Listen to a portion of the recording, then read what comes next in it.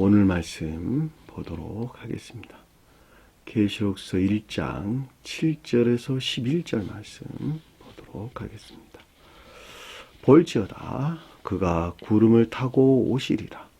각 사람의 눈이 그를 보겠고 그를 찌른 자도 볼 것이요 땅에 있는 모든 족속이 그로 말미암아 애곡하리니 과연 그러하리라. 아멘. 주 하나님 이르시되 나는 알파와 오메가라. 오메가요 처음과 나중이라. 이제도 있고 전에도 있었고 장차 올 자요 전능하는 자라 하시더라. 나 요한은 너희 형제요 예수의 환난과 나라와 참음에 동참하는 자라. 하나님의 말씀과 예수 그리스도 증언하였으므로 말미암아 반모라는 섬에 있었더니 주의 날에 내가 성령에 감동되어 내 뒤에서 나는 나팔 소리 같은 큰 음성을 들으니 이르되 내가 보는 것을 두루마리에 써서 예배소, 서버나 버가모, 두아디라, 사데, 빌라델비아, 라오디게아, 아시아의 7교회에 보내라 하더라. 아멘. 지난 시간에 공부했던 내용을 잠시 살펴보도록 하겠습니다. 자, 4절에 보니까 요한은 선한 삶을 표징한다 그랬죠. 선한 삶을. 먼저 공부하기 전에 가까운 데에 계신 분이라면 또는 뭐 멀리 계셔도 뭐 괜찮습니다만 오셔가지고 같이 교제하면서 공부도 함께 했으면 좋겠다는 생각이 듭니다. 동영상을 통해서 공부하는 것과 실제 오셔서 또 우리 형제 자매님들과 함께 교제하면서 공부하는 것하고는 많이 차이가 나요. 같이 교제하고 또 대화도 많이 나누고 또 궁금한 것도 많이 질문도 하고 해서 좋은 시간들을 많이 만들었으면 좋겠다는 생각을 먼저 드립니다. 자, 계속할게요. 자, 요한은 선한 삶을 표징한다. 이렇게 설명을 드렸죠. 그렇죠. 우리 앞에서 공부할 때 종 요한에게 계시가 있었다. 이렇게 설명을 드렸죠. 자, 선한 삶 가운데 있는 자들에게 요한 계시록, 그 문자적인 뜻 안에 간직되어 있는 영적인 가르침들이 무엇인가라고 하는 것에 대한 신령 진리로서 또는 성언으로서 또는 신령 인성으로서 주님의 계시가 있었다라고 하는 것을 우리가 공부를 했었죠. 그 연장선상 안에서 우리에게 설명해 주는 것으로 요한은 아시아 안에 있는 이런 뜻이야. 아시아 안에 있는 이 아시아가 어디냐 그랬더니 성언에 속한 진리 빛 안에 있는 자들, 진리 빛 안에 있는 자들에 대한 설명이다 이렇게 말씀을 드렸죠. 자, 이 아시아가 구체적으로 어디를 가리키냐라고 하는 것은 우리 뭐 지도상으로 보면 아래에서 7교회가 지금 언급되고 있는 것이 터키 땅인 것은 맞죠, 그렇죠? 터키 땅인 건 맞습니다. 그러나 그 더 넓은 의미에서 터키 땅에 있는 7교회를 가리키는 것이 아니라 대탈타르 지역이라고 하는 몽골 제국, 대몽골 제국, 지금은 중국 땅에 다 포함하는 개념으로 우리에게 설명을 주고 있습니다. 그래서 동유럽에서부터 포함해가지고 쭉 서쪽으로 이어져서 대몽골 제국까지 이어지는 그 변방으로 우리나라도 있지 않을까 하는 그런 생각을 해보게 되는데, 그 지역의 많은 나라들을 가리키는 그 지역을 일컫는 말씀의 뜻이기도 합니다. 왜냐하니까 그들에게 고대 성언이 존재했다는 것이죠. 고대 성언이. 그리고 고대 성언이 존재했고, 그 성언에서 비롯된 약간의 진리에 속한 빛들을 가지고 있었다는 거예요. 실제적으로 그들은 유목생활을 더 많이 하고 있는 것도 우리가 잘 볼 수가 있죠.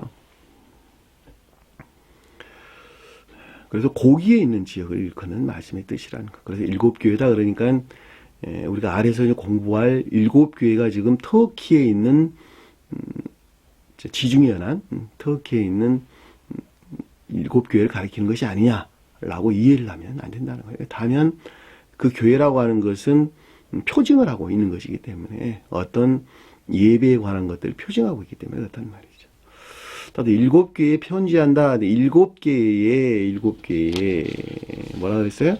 은혜와 평강이 있기를 원하노라. 이렇게 설명했죠. 7교회라면 선의 측면에서 어떤 여러 가지 유형의 예배들이 있는데, 선의 측면에서 여러 가지 유형의 예배가 있는데, 그들 교회에 대한 인사인 것을 잘 볼 수가 있죠.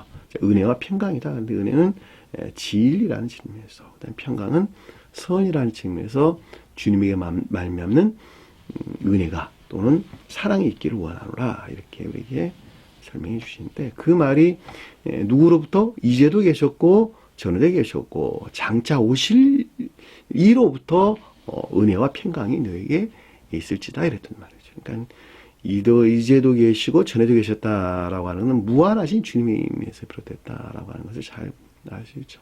영원하시고 무한하신 주님으로 말미암는 인사가 있는 것을 우리는 잘 볼 수가 있죠. 그렇죠? 왜냐하면 이제도 계시고 전에도 계시고 장차 오실 분이란다면 과거, 현재, 미래에 이미 계시는, 미래에 지금 현존하에 계시는 주님, 그러니까 영원 전부터 영원까지 영원하신 무한하신 주님의 인사인 것을 잘 볼 수가 있죠. 그 주님을 통한 요한의 인사죠. 그러니까 그리고 그 아래에서 보니까 또 있어요. 그의 보좌 앞에 있는 7 영으로부터도 은혜와 평강이 너에게 있기를 원하노라. 이렇게 우리에게 설명을 주셨죠. 자, 이 보좌라고 하는 것은 곧 1000개를 표현한다. 제가 이렇게 설명을 드렸죠. 이 땅에서는 1000개에 대응하는 지상의 교회를 가리키는 말씀의 뜻이기도 해요.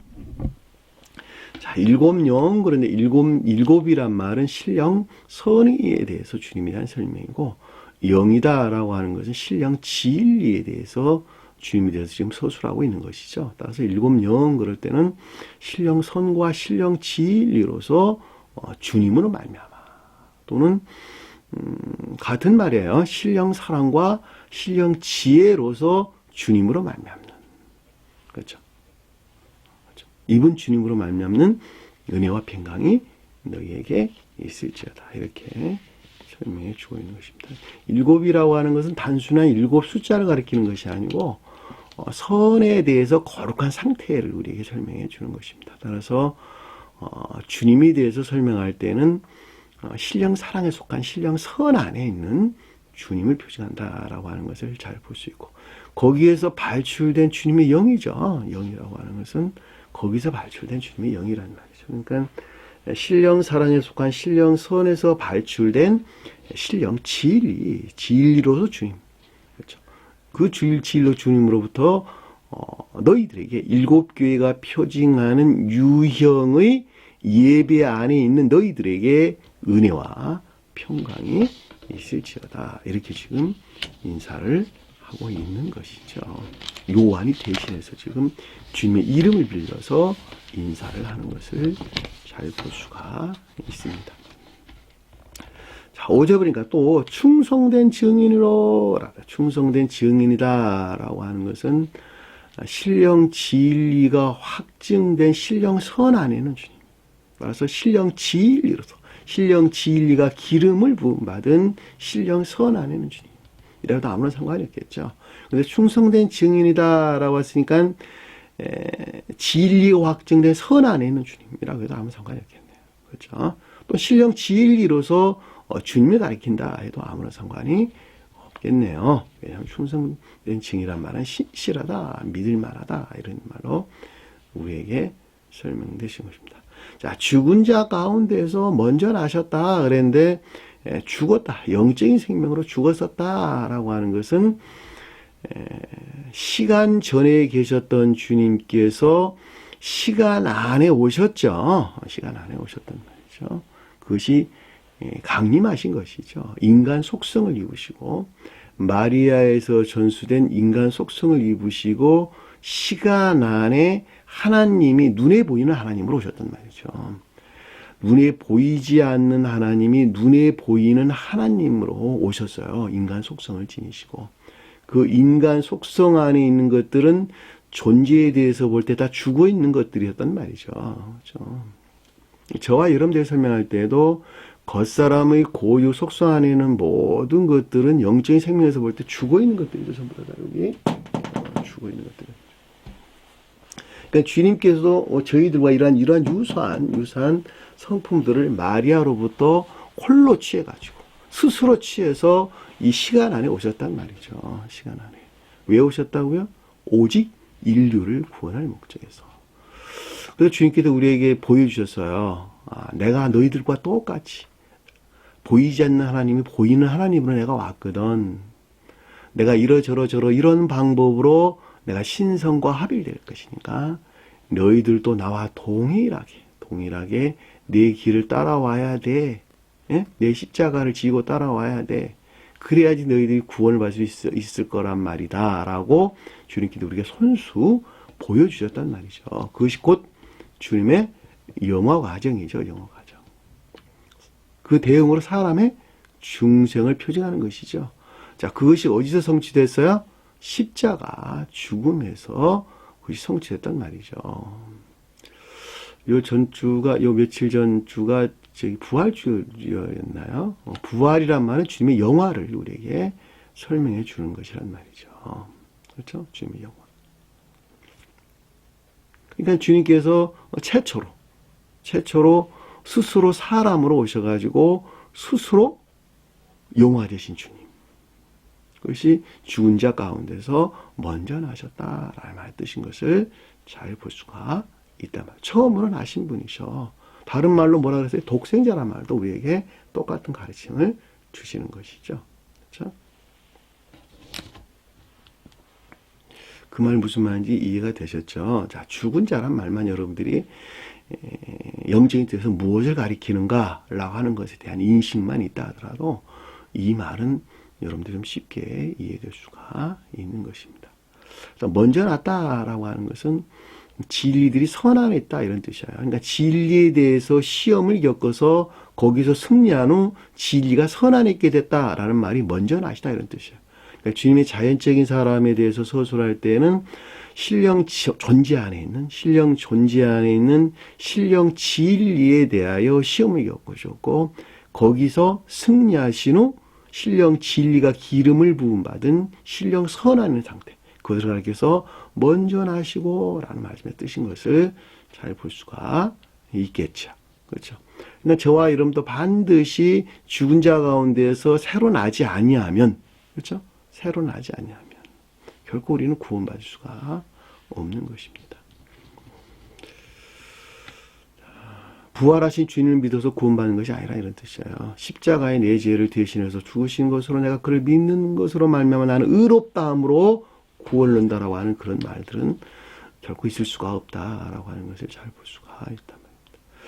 자, 주님의 부활은 육체의 부활 아니죠. 육체의 부활이 아니에요. 영체에서 부활하신 건데 육체까지도 포함한 영체에서 부활한, 다른 말로 궁극적인 관능적인 영역까지 다 포함된 신성으로의 하나를 우리에게 설명해 주는 것을 명백하게 이해될 수가 있어요.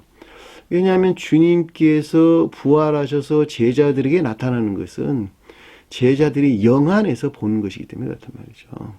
육체의 시각에서 부활하신 주님을 본 것이 아니라 영체 안에서, 영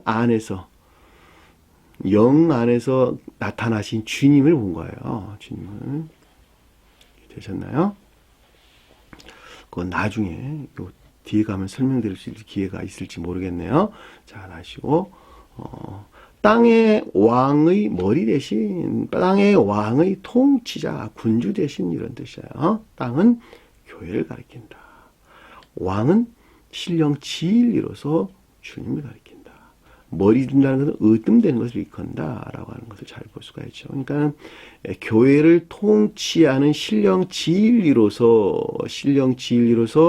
예수 그리스도로부터 신령 인성이신 주님으로 말미암아 예수 그리스도는 신령 인성에 속한 신령 선과 신령 진리, 주님의 두 이름이에요. 주님의 두 이름. 예수는 신령 선으로서 주님을, 그리스도는 신령 진리로서 주님을 가리키는 말의 뜻으로 신령 인성 안에 있는 주님 자신, 주님 자신을 일컫는 말씀의 뜻이에요.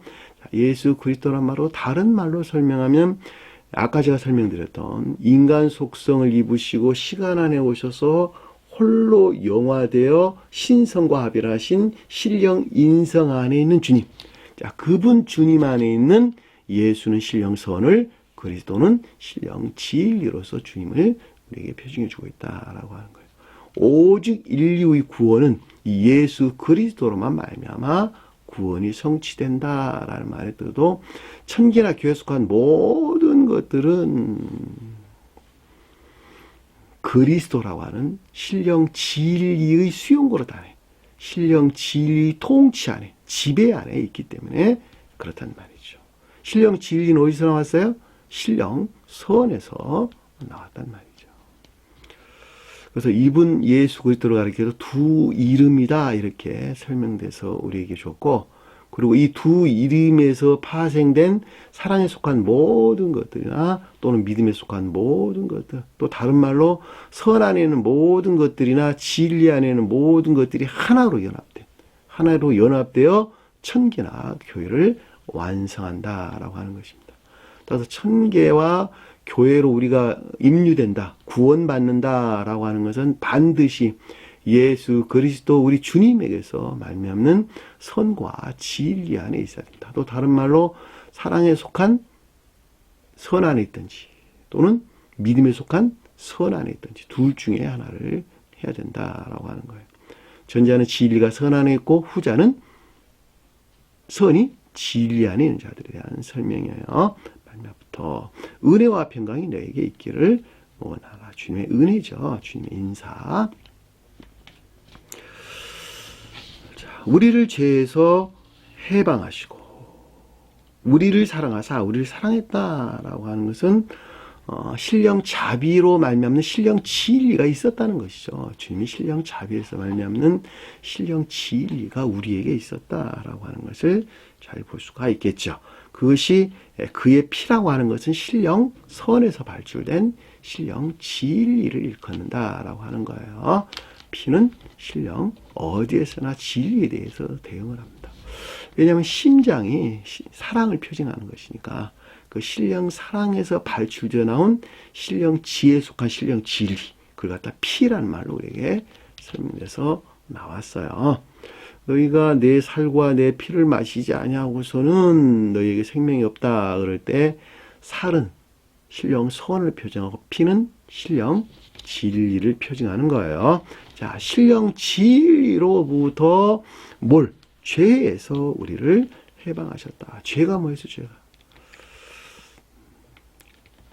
겉사람의 고유 속성 안에 머물러 있는 자들, 또는 자기 사랑이나 세상 사랑, 또는 육신적이고 이 세상적인 기쁨이나 쾌락하는 자들, 다 같은 말들이에요. 같은 영역에서 일어난 일들이니까. 자, 그 가운데 있는 자들이 영적으로 보면 죽어 있는 자들이요, 죄 가운데 있는 자들이죠. 그 나 자신이 죄 가운데 있다라는 말의 뜻은 죄를 많이 짓는다 그런 말이 아니라 타고나면서부터 조상으로부터 전수된 겉사람의 고유 속성, 정욕적인 악 가운데 머물러 있다는 거예요. 그 정욕적 악이 무엇이냐 그랬더니 자기 사랑 안에 있는 것을 가리키고, 후천적으로 터득되는 것을 세상을 사랑하게 된다니까요. 그렇죠? 나면서부터 자기 사랑이라는 속성들을 가지고 나왔는데, 후천적으로 터득된 지식들로부터 세상을 또 사랑하게 되는 것이죠. 따라서 자기 사랑이나 세상 사랑에 속한 온갖 악과 거짓들로 이 세상에 육신적이고 이 세상적인 쾌락이나 기쁨 안에 있는 자들, 이들을 가리켜서 다 죄인들, 영적인 생명에서는 죽어있는 자들이란 말이죠. 주님께서 죽어있는 자 가운데서 먼저 나셨다라고 하는 것은 스스로 그 속성을 주님께서 입으셨다 이런 뜻이에요. 우리가 가지고 있는 겉사람 고유 속성을 스스로 입으셨다는 거예요. 왜? 인류를 구원하려고. 인류에 너희가 어떻게 해야지 구원을 받을 거야 라고 하는 것을 처음 시행해 보이려고, 실험해 보이려고, 우리에게 먼저 보이시려고. 그래서 길을 열어놓으셨다니까, 길을 우리에게.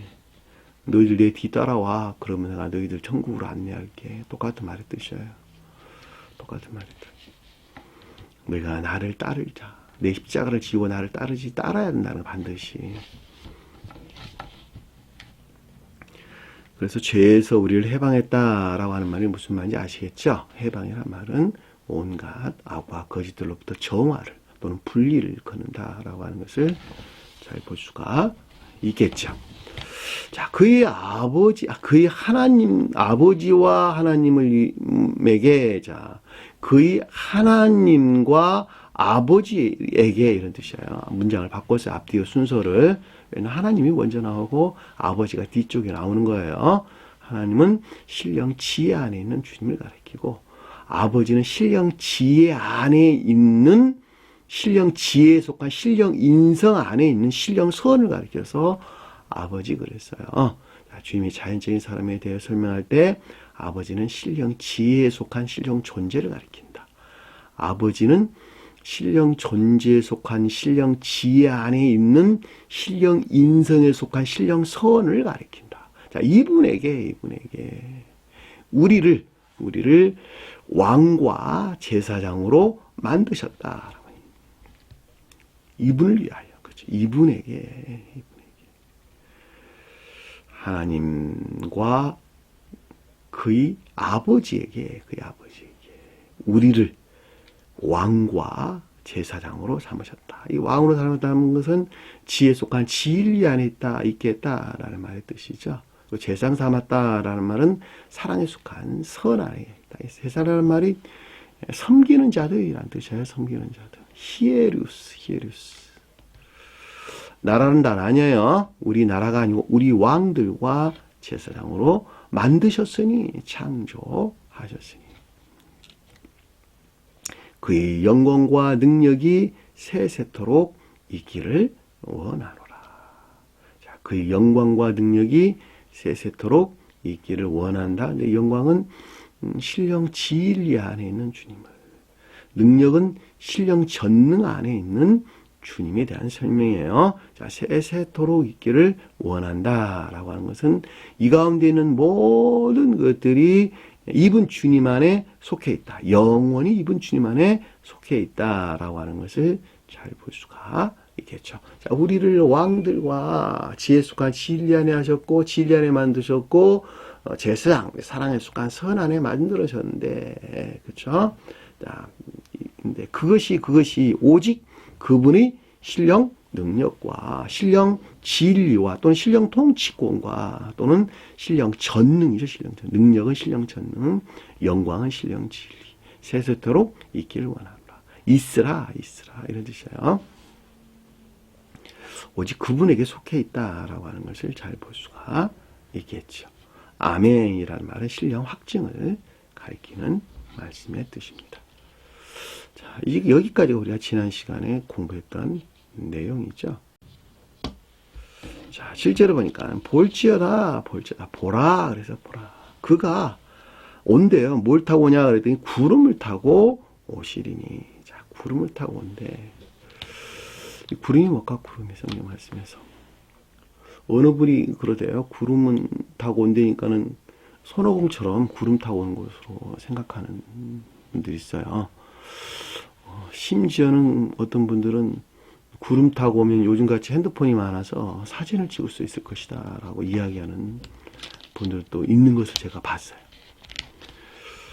얼마나 어리석은지. 그런 경우는 결코 없어요. 자, 성경 말씀에서 구름이다 라고 하는 것은 성경 말씀의 문자적인 뜻을 일컫는 말씀의 뜻입니다. 자, 문자적인 뜻 안에서 오시겠다 이런 뜻이에요. 문자적인 뜻 안에서. 그러니까 문자적인 뜻을 통해서 내가 계시하겠다 이런 뜻이에요. 문자적인 뜻을 통해서. 무엇을 계시하냐 그랬더니 문자적인 뜻 안에 간직되어 있는 영적인 것들 또는 천적인 가르침들이 무엇인가, 그 가운데 간직되어 있는 가르침들이 무엇인가라고 하는 것에 대해서 내가 계시하겠다. 그것이 구름을 타고 온다, 함께 온다, 메타 함께 온다, 더불어 온다 이런 뜻이에요. 구름과 더불어 오겠다 이런 뜻이에요. 구름과 더불어. 표현하자면 그러니까 구름이라고 하는 문자적인 뜻과 더불어 내가 오겠다 이런 뜻이에요. 그러니까 문자적인 뜻 안에 간직되어 있는 영적인 것들을 내가 계시하는 것이 주님의 곧 재림인 것을 잘 볼 수가 있겠죠. 누구에게 계시한다 그랬어요? 그런데 앞에서 볼 때 우리가 내 종 요한에게 계시한다 그랬단 말이죠. 예수 그리스도 우리 주님께서. 그러니까 선한 삶 가운데 있는 자들에게 문자적인 뜻으로부터 영적인 것들이 계시되는 것이 곧 주님의 재림인 것을 잘 볼 수가 있겠죠. 그렇죠? 자, 선한 삶 가운데 있는 자들이 문자적인 뜻 안에 간직되어 있는 내적 진리들에 대한 것이 무엇인가? 자, 이 가운데 있는 것들에 대한 애전 가운데 있는 자들이 곧 야곱이 레아로부터 떠나 라헬을 얻은 과정으로 설명돼서 나온 것이죠. 성경 말씀의 문자적인 뜻에 속한 애정한 가운데 있는 자들이 야곱이 레아와의 관계 안에서 우리가 설명됐고, 문자적인 뜻 안에 간직되어 있는 영적인 가르침들에 대한 애정 가운데 있는 자가 곧 라헬을 우리에게 표정해 주고 있단 말이죠. 그렇죠? 그러니까 라헬을 알아가는 과정, 라헬의 내적 문자적인 뜻 안에 간직되어 있는 영적인 진리들에 대한 애정으로부터 그것들이 계시되기 시작한다. 계시되기 시작한다. 그것이 주님 자신이 계시되는 것을 그는 말씀의 뜻이라는 말이죠. 사실은 주님께서는 이미 계시해 주시고 있는 것이죠, 우리에게. 그럼에도 불구하고 계시되지 아니한 것은 그 사람이 요한이 표징하는 선한 삶 가운데 있을 수가 없었기 때문에 그렇단 말이죠. 그러니까 삶이 선 안에 있고 그들이 문자적인 뜻에 속한 가르침으로 말미암는 선한 삶 가운데 있고, 그들이 라헬이 표징하는 내적 진리들 안에 애정에서 비롯된 선한 삶 가운데 있기를 원하는 자들에게 주님께서 계시를 하신다는 거예요. 계시를. 그것이 구름을 타고 온다라는 말씀의 뜻이라는 말이죠.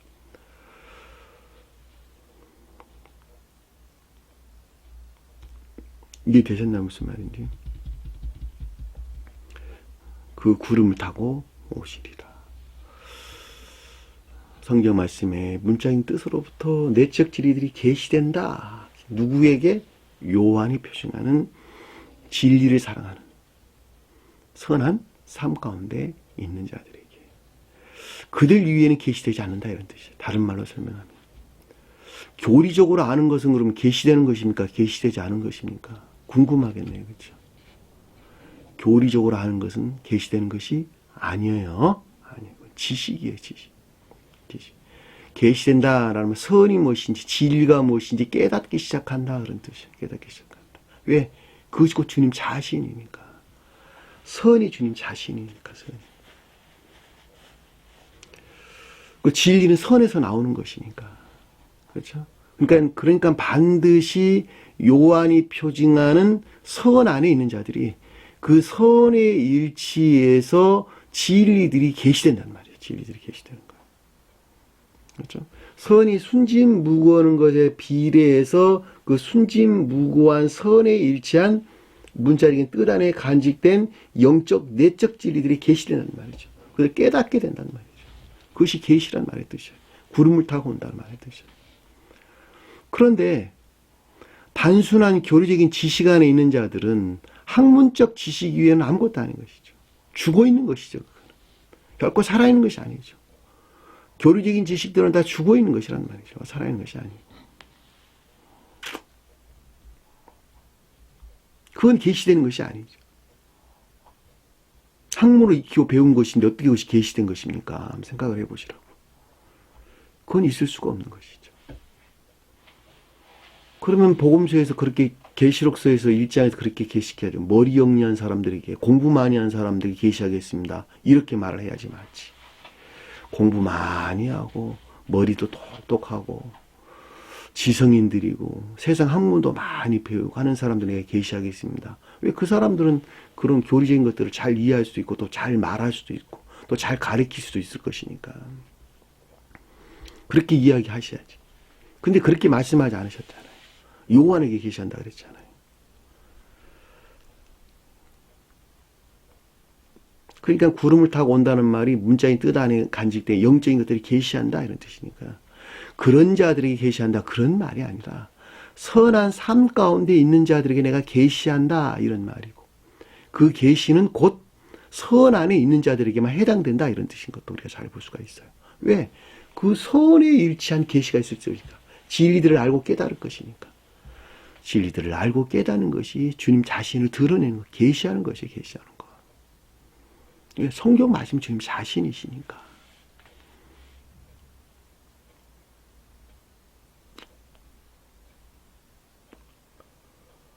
눈이 모두 그를 보겠고 눈은 지혜나 총명 이 안에 있는 자들이 그것들에 대한 깨달음이 있을 것이라는 거죠. 있을 것이라는 거예요. 눈이 그를 보겠다는 말은 그렇죠. 눈이 지혜나 총명. 근데 지혜나 총명 가운데 있지 못하면 짙은 어둠 가운데 있겠네요. 그렇죠. 그때는 뭐라 하세요? 빽빽한 구름, 출애굽기에서 보면 빽빽한 구름이 시내 산을 덮었어요. 그래서 위에서 천둥 소리만 들었단 말이에요. 이스라엘 백성들은 시내 산 변방에 머물러 있었는데 이스라엘 백성들이 내적 진리들을 알 수 있는 상태에 있었다 없었다? 그 생명의 성질들이 없었다는 거예요. 다만 구름이 빽빽하다는 말은 온갖 곡해되고 왜곡된 상태, 그렇죠? 어두운 상태, 짙은 어둠 가운데 있는 상태, 성경의 말씀에 대해서. 그래서 내적 진리들이 무엇인지 도저히 알 수 없는 그런 상태. 그렇죠? 그것이 곧 짙은 구름인 것을 우리는 잘 볼 수가 있겠죠. 그러니까 여기서 눈이 모두 보겠다. 눈이 모두 그를 보겠다. 이랬으니까 이해나 지혜나 총명 또는 이 안에 있는 것들, 이 안에 있는 모든 자들이 말씀의 문자의 뜻 안에 간직된 영적 진리들에 대한 뭐야? 이해, 깨달음이 있을 것이고 깨달음에서 뭘 말하냐면 시인이 있을 것이라는 것이죠. 보겠다라고 하는 것은. 그렇죠? 그런데 그 들어보니까 그를 찌른 자도 본대. 찌른 자도. 찌른다는 말은 무슨 뜻이야? 옆구리를 찔렀다. 주님 옆구리를 찔렀다. 혼인에 속한 모든 것들이 폭행을 당했다. 그렇죠? 강타당하고 폭행당했다. 찔렀다. 그렇죠? 그러니까 진리들이 더럽혀진 온갖 악과 거짓 가운데 있는 자들도 그들 본다는 거예요. 본다는 거예요. 그러니까 여기서 눈이 그를 본다라는 말은 넷째 교회에 속한 자들에 대한 설명이고 그리고 그를 찌른다라는 말 아직 교회에 속하지 못한 온갖 악과 거짓 가운데 있는 자들 또한 그것을 본다라고 하는 것을 우리는 잘 볼 수가 있겠죠. 그렇죠? 이 보는 것은 그러니까 그 사람 선에 일치해서 보는 거예요. 악과 거짓 가운데 있는 자들이 어떻게 그걸 봅니까? 못 보는 것이지. 그러니까 중생하기 이전에는 모두가 다 악과 거짓 가운데 있는 것이죠. 악과 거짓 가운데 머물러 있는 것인데 그 악으로부터 떠나는 것에 일치해서 선이 들어오고 그 선에 일치해서 진리들을 본단 말이죠. 비례해가지고 진리하는 것들을 깨달아간단 말이죠. 그 말의 뜻이 여기서 그를 찌른 자도 볼 것이요 라고 하는 것을 우리는 잘 볼 수가 있단 말입니다. 자, 그 가운데 있는 것들은 진리들이 겉사람의 고유 속소 안에 머물러 있다 한다면 진리 안에는 모든 것들은 폭행을 당하고 있는 상태죠. 겉사람의 고유 속성으로부터 폭행을 당하고 있는 상태. 다시 말하면 모독되다. 진리들이 더럽혀지고 모독된 상태를 우리에게 설명해 주는 것이죠. 그렇죠? 그러면 어떤 일들이 일어났을까? 그것에 대한 깨달음이 있었단다면, 계시된 것들에 대한 이해가 있었단다면, 그렇죠?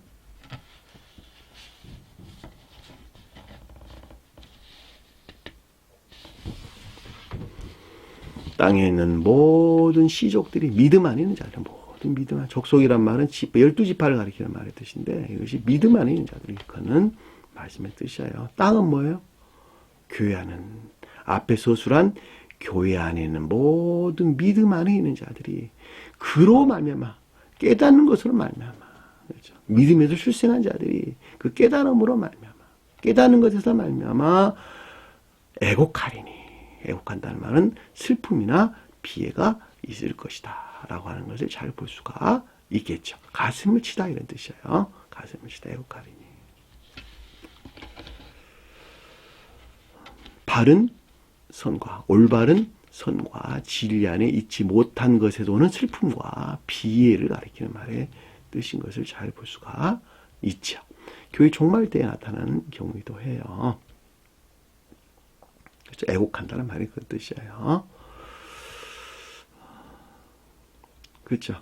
교회에 속한 선과 진리들이 더 이상 없을 때를 가리키는 것으로 이 가운데 있지 못한 슬픔이나 피해를 우리에게 설명해 준다라고 하는 것을 잘 볼 수가 있겠죠. 과연 그러하리라. 아멘. 신령 확증을 우리에게 설명해 주는 것입니다. 그러니까 반드시 이런 애곡이 있을 것이라는 거예요. 계시되는 것에서. 근데 이런 슬픔이나 비가 없이는 그 어떤 한 사람이 여기서 빠져나올 수가 없겠죠. 그렇죠. 빠져나올 수가 없습니다. 자기 자신을 치는, 그렇죠. 자기 자신을 치는 슬픔이나 비.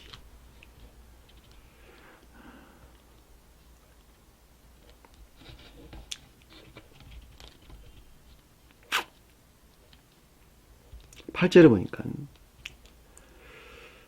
주님 하나님이 이르시되 주 하나님이 이르시되 주는 신령 선으로서 주님을 하나님은 신령 진리로서 주님을 이끄는 말씀을 드셔요. 나는 알파와 오메가요 처음과 나중이라. 자, 처음과 나중이란 말 빠졌어요. 본문장에서 나는 알파와 오메가요 라는 말의 뜻은 알파 오메가는 선에 대한 선의 측면에서 우리에게 설명해 주는 것이고 처음과 나중이다라는 말의 뜻은 진리 안에 있는 것들에 대해서 우리에게 설명해 주는 거예요. 따라서 주님 자신에 대해서 설명할 때 나는 알파 오메가다라고 하는 것은 신령 사랑과 관계되는 것을 우리에게 설명해 주는 것이고 처음과 나중이다라고 하는 것은 신령 지와 관계되는 것을 우리에게 설명해 주는 것입니다. 따라서 주님의 무한성 영원하신 분, 전지전능하신 분, 처음과 마지막, 그러니까 극내적으로나 극외적으로 모든 천기나 교회에 속한 것들은 오직 이분 주님에게서만 비롯됐다라고 하는 것. 그렇죠? 무엇이? 선에 관계되는 것, 진리에 관계되는 것, 모든 것들. 심지어는 우주 만물에 속한 모든 것들도 그 근원으로 예수 그리스도, 우리 주님으로부터 비롯되었다라고 하는 것에 대한 시인과 고백이에요. 나는 알파와 오메가요 처음과 나중이다. 전지전능하신 분, 영원하신 분, 무한하신 분 이란 말로 우리가 이해될 수가 있겠네요. 그렇죠. 뒤에 가면 또 한 번 나와요. 나 알파 오메가란 말이 무슨 말인지.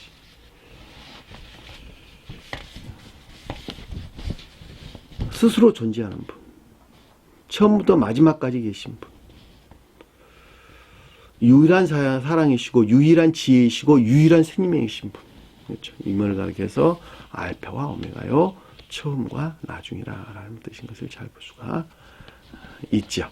자, 이제도 있고 전에도 있었고 장차 올 자요 전능하는 자라 하시라. 우리 앞에서 봤나 이 말. 이제도 있고 처음부터 영원까지. 그렇죠? 처음부터 영원한 분, 영존하신 분에 대한 설명을 우리는 잘 볼 수가 있죠. 자, 성경 말씀은 시제가 없어요. 다 현재 진행형이에요. 현재 진행. 성경 말씀 어디에서나 시제가 없습니다. 현재의 계속적인 상태를 우리에게 설명해 주는 것입니다. 사람 입장에서 볼 때는 과거가 있고 현재가 있고 미래가 있죠. 그럼에도 불구하고 성경 말씀은 오직 현실 안에서 적용된다 이런 뜻이에요. 현실 안에서.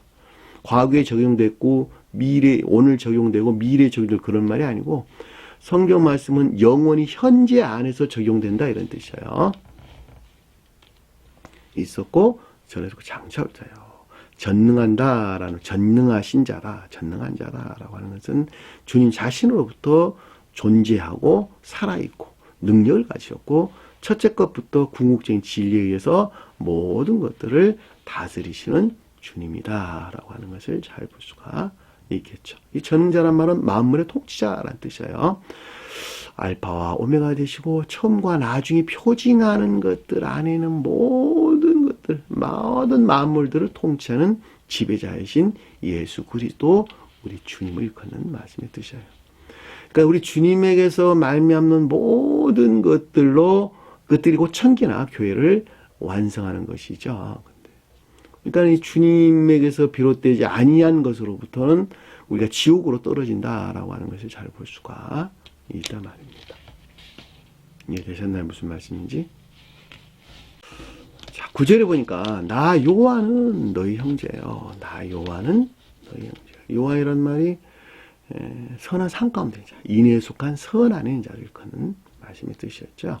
자, 너희 형제다라고 하는 것은 아델포스란 뜻이에요. 그러니까 요한이라고 말하든 형제라고 말하든 다 같은 말인데 우리가 상대적 표현을 우리에게 지금 설명해 주고 있는 것으로 요한은 너희의 형제다라고 하는 건 너희들과 똑같이 너희들과 동일하게 내가 인애에 속한 선 안에 있는 자들이란다 라는 말로 우리가 이해해 볼 수가 있겠죠. 그러니까 믿음에 속한 진리 안에 있는 모든 것들이 인애에 속한 선 안에 있단다. 나도 너희들처럼 교회에 속한 너희들처럼 나도 똑같이 인애에 속한 선 안에 있단다. 그렇죠? 교회에 속한 자들 중에는 선 안에 있는 자들과 인애에 속한 선 안에 있는 자들과 인애에서 분리된 믿음 안에 있는 자들이 있죠. 두 가지로 구분돼요. 여기서는 인애에서 분리된 믿음 안에 있는 자들을 가리키는 것이 아니라 인애에 속한 믿음 안에 있는 자들을 위해서 요한은 너희 형제요 라는 말의 뜻인 것을 잘 볼 수가 있죠.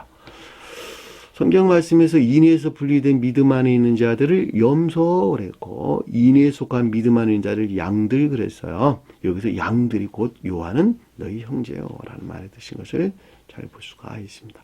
자, 인애에서 분리된 믿음 안에 있는 자들에게는 결코 진리들이 계시된다, 계시되지 아니한다? 계시되지 아니한다는 거예요. 왜냐하면 인애에서 분리된 믿음은 그냥 지식들이기 때문에 그래요. 교리들을 아는 지식들 위에는 아무것도 아니에요. 그들에게는 결코 계시될 수가 없어요. 누구에게 계시된다? 요한과 같은 자들에게. 내가 선 안에 있는 것만큼만 선이 일치해서 진리들이 계시되는 거예요. 그 주님의 재림이란 말이에요. 주님의 재림. 형제요. 저 형제.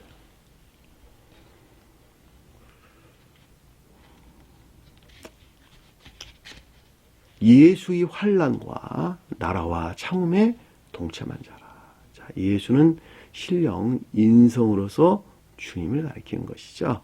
환난은 신령 인성으로서 주님에게 말미암는 것들이 또는 교회에 속한 것들이라고 해도 아무 상관이 없겠네요. 온갖 악과 거짓들로부터 공격을 받고 또는 괴롭힘을 겪고 있는 상태를 우리에게 설명해 주는 것이죠. 개별적으로 보면 영적 시험이라 해도 아무런 상관이 없겠네요. 그렇죠? 나라와는 교회를 표징한다라고 하는 것을 잘 볼 수가 있죠. 주님의 왕은 교회를 가리키는 것이니까. 그러니까 교회에 속한 것들이 지금 공격을 받고 있다. 또는 괴롭힘을 당하고 있다라고 하는 것이죠.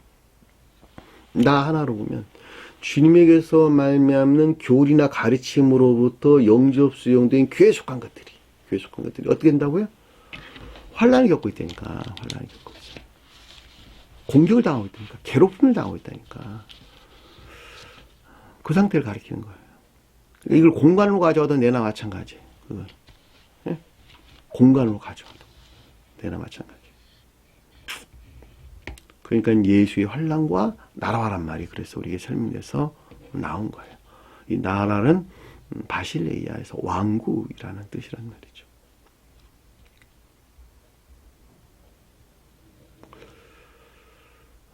환난이란 말은 계시록 마태복음 24장 한번 볼까요? 마태복음 24장. 시간이 없으니까 빨리 찾아볼게요. 마태복음 24장 9절.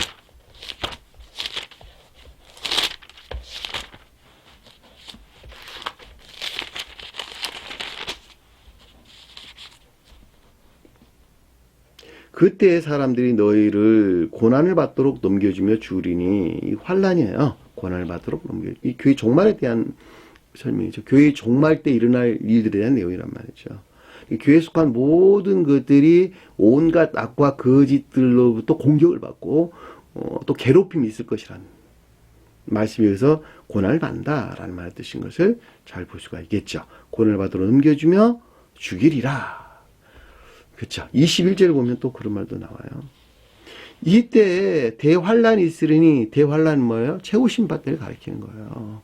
교회에 속한 모든 것들이 다 공격을 받고 괴롭힘을 당해서 멸절된 상태, 대혼란이 있으리니 이 같은 것은 세상이 시작된 이후로 지금까지 없으면 결코 없을 것이기 때문이다 라는 말로 우리가 설명해서 나왔다. 개별적으로 볼 때는 최후 심판 이전, 교회 종말을 맞은 상태로 우리에게 지금 설명해 주고 있다라고 하는 것을 잘 볼 수가 있겠죠.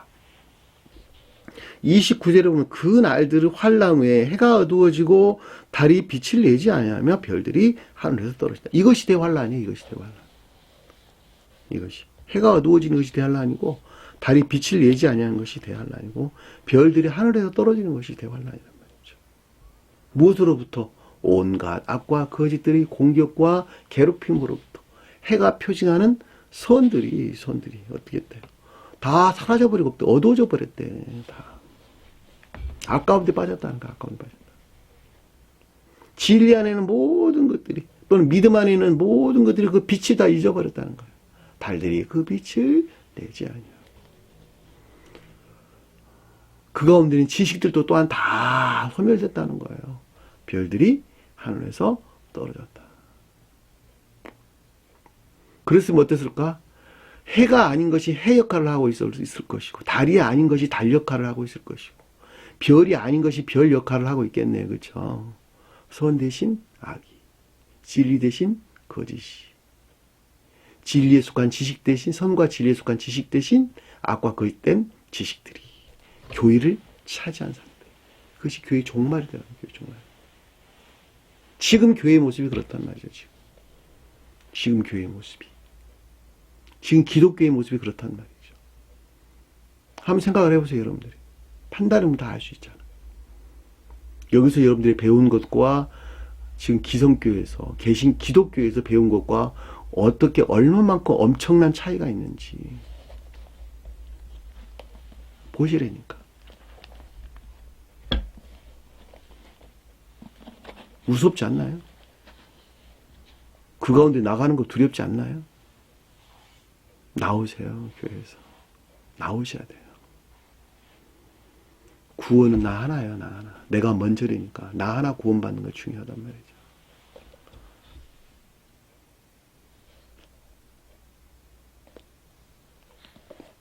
그것이 환란이에요, 환란. 찾아볼 것도 많은데 시간 없으니까 그냥 넘어갈게요.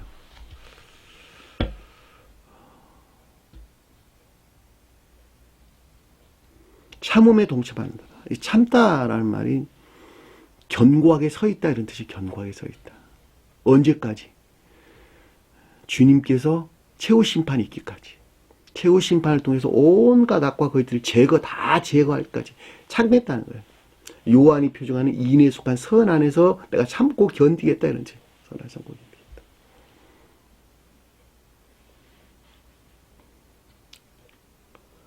참음의 슈퍼맨, 견고의 섬, 또는 확고부동, 인내 이런 뜻인데 머무르다 또는 기다림이라는 뜻이 내포되어 있는 단어예요. 기다림이라는 뜻이. 그래서 괴롭힘을 겪지만 교회가 공격을 받고 괴롭힘을 겪지만 주님께서 재림하실 때 주님에 의해서 모든 것들이 제거될 것이라는 것이죠. 주님의 재림은 최후 심판을 우리에게 설명해 주는 것을 잘 볼 수가 있죠. 왜냐하면 계시되는 것이 곧 말씀의 문자의 뜻들이 계시된다라고 하는 것이 계시되는 것에서 이미 그는 최후 심판을 겪고 있는 거예요. 마지막 떨쳐내는 작업이 시작되고 있는 거예요. 그거는.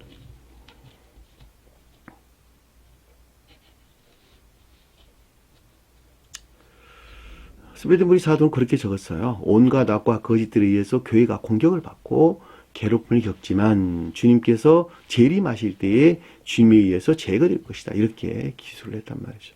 저는 그래서 이 말을 뭐라고 또 풀었느냐면 신령 인성으로도 주님에게서 말미암는 교회에 속한 것들이 온갖 악과 거짓들에 의해서 시험을 겪고 있음에도 확고부동하게 주님이 재림할 것을 기다린다. 함께 동참한다. 재림할 것을 기다리고 있다라는 뜻을 설명하고 있었습니다.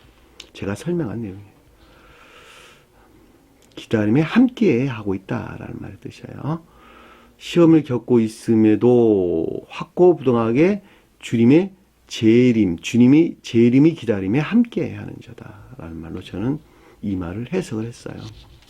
제가 해석을 해놓고 스웨덴부리 사도가 해석해 놓은 걸 보니까 이런 차이가 있더란 말이죠. 그래서 내가 두 줄로 적어놨어요. 이 동참한다는 말은 함께한다 이런 뜻이에요. 함께하는 자. 하나님 말씀과 예수 그리스도의 증거를 위하여, 그렇죠? 말미암아 위하여 뭐뭐를 통하여 이런 뜻이어야 돼요.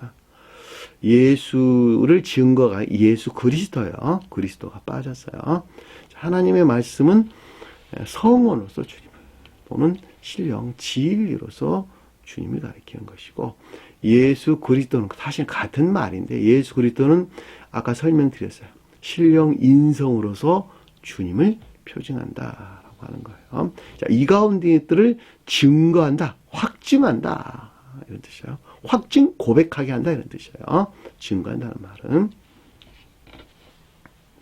하기 위하여. 그러니까는 성원으로서 주님에 대해서 또는 신령 진리로서 주님에 대해서, 또 같은 말이지만 신령 인성으로서 주님에 대해서 또는 신령 인성에 속한 신령 선과 신령 진리로서 주님에 속한 것들을 확증, 확인 또는 시인 또는 고백하기 위하여. 고백하게 하기 위하여. 그렇게 표현하는 것이 좀 나을 것 같아요. 고백하게 하기 위하여. 그렇죠? 밤모라 부르는 섬에 있었더니 이 뜻이에요. 밤모라 부르는 섬에 있었더니. 밤모라가 뭘까? 밤모라섬.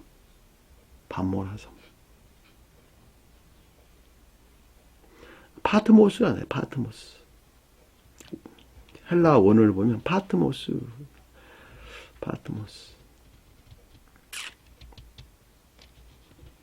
파트모스라 부르는 섬에 있었더니. 스웨덴부리 사도께서는 이 부분을 뭐라고 설명했냐면 빛을 받을 사람이 있을 수 있는 조의 상태나 장소다 이렇게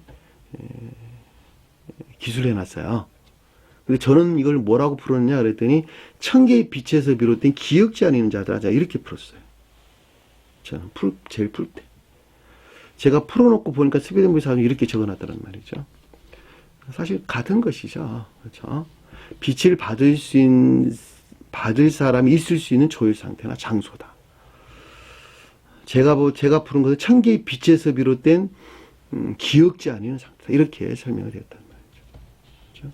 예, 밤모라는 섬이 왜 천개의 빛에서 비롯된 또는 빛을 받을 수 있는 상태에 있는 것이냐라고 하는 것은, 밤모라 섬이 우리가 아시아라고 언급될 때에 같은 동네죠. 같은 영역 안에 들어가 있는 것이죠. 가나안 땅으로부터 약간 떨어진 그리스와, 지금으로 보면 그리스와 터키의 에게해, 지중해 중에 에게해 안에 영역 안에 있는 조그마한 작은 섬인데 이게 터키 쪽에 가까운 섬이에요. 그 밤모라 섬에서 터키 쪽으로 있는 교회가 7교회란 말이죠. 그들이 거기 있는 게 7교회가 지금 설명돼서 나오는 거예요. 우리가 오늘 공부할 7교회, 에베소교회, 서머나교회, 버가모금의 두아디아, 그 다음에 사대, 빌라델비아, 그 다음에 라오디게아. 7개가 거기 있단 말이죠. 붙어 있어요. 시계방향으로 방금 읽어드린 대로 시계방향으로 쭉 한 바퀴 둘러져 있단 말이죠. 밤모섬에서 이렇게 동쪽으로 쳐다보면 보이는 곳이에요. 거기가. 그렇죠. 눈에 보이지는 않겠지만 어떻든 간에 표현하자면 그렇다는 거예요. 그러니까 빛을 받을 수 있는 또는 천개의 빛에서 비롯된 기역지다라고, 섬이라고 하는 것이 육지에서 멀리 떨어져 있잖아요. 그렇죠. 땅이 교회를 표징한다, 육지가 교회를 표징한다 그럴 때에, 그러니까 주님을 향한 예배에서 조금 멀리 떨어져 있는 기역지. 그럼에도 불구하고 어떤 상태? 천개의 빛 가운데 있는 상태. 그렇죠. 빛을 받을 수 있는 상태. 그 말을 갖다가 여기서 반모섬에서 어떤 일들이 일어났는데 이런 뜻이에요. 일어났는데 있었다라는 말은 기로마이. 그 가운데서 무슨 일이 생겨났는데 일어났는데 이런 뜻이란 말이죠. 교회로부터는 멀리 떨어져 주님을 향한 예배로부터 멀리 떨어져 있으나 그럼에도 불구하고 천개적인 빛으로부터 기억지 안에서 어떤 일들이 일어났는데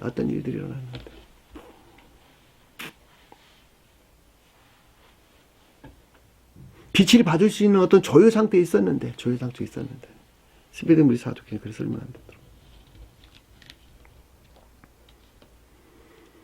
그 조효 상태로부터 어떤 일들이 일어났는데 이런 뜻이죠. 빛을 받을 수 있는 조효 상태에서 그 어떤 일들이 일어났는데 그 일들이 무엇인가 그랬더니 지금 계시록서에 이제 설명해서 나오는 내용들이에요. 그 내용들이. 응? 놀랍지 않아요? 영 안에 있는 상태. 그 말을 아래서 설명해주고 있어요. 영 안에 있는 상태. 주님이 임재에 의한 영 안에 있는 상태. 주의 날에. 주님이 함께하고 있는 상태. 그랬어요. 퀴리아코스가 소유주란 뜻이에요. 소유주. 소유의, 주인의 이런 뜻이에요. 퀴리아코스. 주인으로 주님이 내 마음에 들어와 있다는 거야, 주인으로. 주님이 임재한 상태. 내 마음을 독차지하고 있는 상태. 나는 헤매라, 상태. 그렇죠?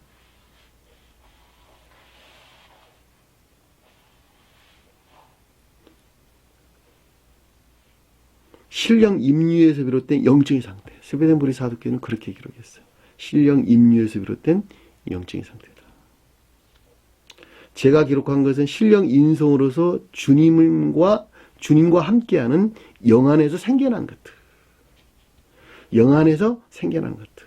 주의 날에 성령, 영에 감동되어 이런 말로 설명됐어요. 그렇죠? 사실은 같은 말이에요. 신령 임류에서 비롯된이라는 말의 뜻이나 신령 인성으로서 주님께서 함께하는 이라는 말의 뜻이라 같은 말이지. 그렇죠? 신령 임류라고 하는 장소적 개념에서 우리에게 설명해 주는 것이죠. 위에서 아래로 내려오는 것이니까. 근데 신령 인성으로 주님께 함께한다는 말은 영적인 상태 안에서 현존에 대한 내용인 것을 잘 볼 수가 있죠. 그렇죠. 성경 말씀을 우리가 공부를 할 때 아차하는 순간에 시간과 공간하는 개념 안에 싹 들어와요. 왜냐하면 나면서부터 우리는 그 가운데서 먹고 살아왔으니까. 시간과 공간 안에 살아왔으니까. 그러니까는 아차하는 순간에 시간과 공간이라는 개념 안에 우리가 빠져들어간단 말이죠. 또 그렇게 해서 또 이해하려고 하게 돼요. 나도 모르게 순간적으로. 그러나 상태라는 개념으로 가져오게 되면 주의 날이라고 하는 것은 신령 임류라기도 맞고 또는 신령 인성으로서 주님과 함께하고 있는 상태라 해도 마찬가지다. 주님이 또 현존하고 있다 해도 내나 마찬가지인 말인 것을 잘 볼 수가 있죠. 왜냐하면 주님은 신령 사랑 그 자체이시고 신령 지혜 그 자체이신 주님께서 그 사랑이라는 또 지혜라는 형체 안에 지금 들어와 계신다는 뜻이에요. 들어와 계신다. 영에 감동되어 영에서 일어났는데 이런 뜻이야. 감동됐다는 말이 아니고 성령이 아니고 영이에요. 영. 성령에 감동되어가 아니고 성령이 아니고 그냥 영에서 일어났는데 그러니까 영적인 상태를 우리에게 설명해 주는 것을 잘 볼 수가 있죠. 영 안에서 어떤 일들이 생겨났는데 영적인 상태에서 어떤 일들이 생겨났는데 라는 뜻인 것을 잘 볼 수가 있죠. 기억하세요. 왜냐하면 성령이 감동됐다는 말은 개신교나 기독교에서 일반적으로 언급하고 있는 그런 내용들이 아니기 때문에 제가 강조해서 말씀을 드리는 거예요. 성령이 감동돼서 어쩌고 저쩌고 기독교에서 늘 하신 말들이 한 말들이 그런 말들이잖아요. 무엇을 하든지 성령이 감동되어서 어쩌고 저쩌고 성령으로 충만해서 어쩌고 저쩌고 그런 말도 안 되는 추상적인 용어들만 이렇게 늘어나서 아무런 의미를 지닐 수가 없단 말이죠. 여기는 지금 그런 말이 아니고 영 안에서 어떤 일들이 일어났다 이런 뜻이에요. 영 안이 열려가지고 육체의 시각에서 그 어떤 일들을 보는 것이 아니라 영적인 시각 안에서 그 어떤 것들을 봤다 이런 뜻이 어떤 것들이 일어났다는 거예요. 영적인 시각 안에서. 에스겔이 봤던 것 같이, 다니엘이 봤던 것 같이, 지금 요한이 보고 있는 것 같이. 그렇죠?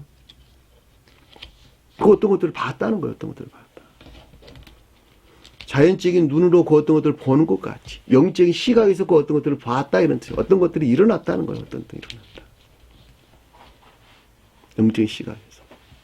실제적으로.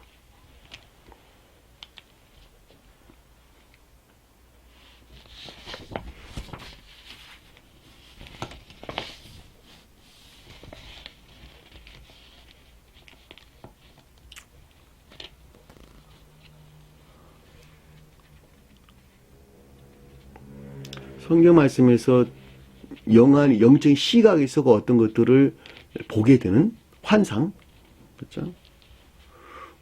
있겠죠, 그렇죠? 환상, 영적인 영 안에서 어떤 것들을 보는 환상. 그런데 성경 말씀이란 측면에서 볼 때는 주님께서 생생한 음성으로 구술한 것을 애언자들에게 구술한 것을 그들이 다 기록한 것이죠. 그렇죠. 성경 말씀 다 그런 내용이란 말이죠. 조금 의미가 좀 다르게 좀 해석될 수가 있는 것이죠. 그렇죠. 주님께서 생생한 음성으로 구술한 것을 애언자들이 다 적었단 말이죠. 이렇게 기록한 것이 우리 뭐 애언서들이 여러 애언서들이란 말이죠. 그렇죠. 근데 여기서 지금 보는 것은 환상 그 자체를 우리에게 설명해 주는 것을 잘 볼 수가 있죠. 직접적으로 눈으로 보는 거예요. 영적인 시각에서 직접적으로 본단 말이죠.